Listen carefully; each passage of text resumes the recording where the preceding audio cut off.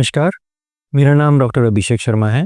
I am heading the unit of hand and limb reconstruction surgery in Akash super speciality health care hospital, sector 3 Dwarka.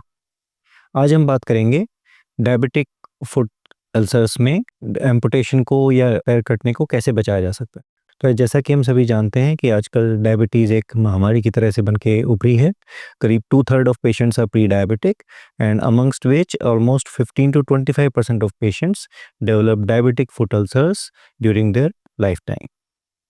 तो अगर हम diabetic foot ulcers को जल्दी से ध्यान नहीं देते हैं और उनका ठीक से इलाज नहीं करवाते हैं तो वो एक्सटेंड हो सकता है और जिसकी वजह से काफ़ी केसेस में फुट एम्पुटेशंस की ज़रूरत पड़ती है, जो one of the most common cause है non traumatic amputations of lower limb का डायबिटिक फुट अल्सर्स। तो जैसे इसके कॉज मल्टीफैक्टोरियल हैं कि जैसे शुगर बढ़ने की वजह से आपके सेंसेशंस पैर में कम हो जाते हैं, जिसको डायबिटिक न्यूरोपैथी बोलते हैं। साथ में उसमें जो आपकी ब्लड वेसल्स नीचे आती हैं उनमें खून का बहाव कम हो जाता है और आपके जो अनइवन आपकी वेट बेयरिंग होती है वहाँ पे फुट के ऊपर, और साथ में आपके इन्फेक्शन हो सकता है वहाँ पे घाव में। तो उसकी वजह से आपके फुट अल्सर्स बनते हैं जो कि जल्दी से बढ़ते हैं और जिसकी वजह से उनको फुट को साल्वेज करना पॉसिबल नहीं हो पाता है। तो इसका ट्रीटमेंट भी इसी तरह से मल्टीफैक्टोरियल है। आपको खुद से भी अगर आप डायबिटिक हैं तो आपको अपने पैर की पूरी अच्छी तरह से देखभाल करनी है।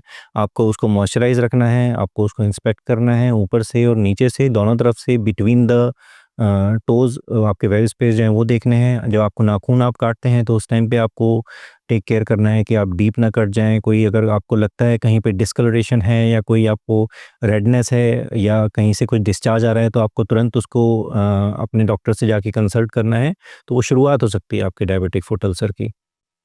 और साथ में जब भी आप घर पे वॉक करें तो उस टाइम पे आप बेयर फुट ना वॉक करें। गुड क्वालिटी चप्पल्स आपको यूज़ करनी है। तो ये तो आपके साइड से हो गया।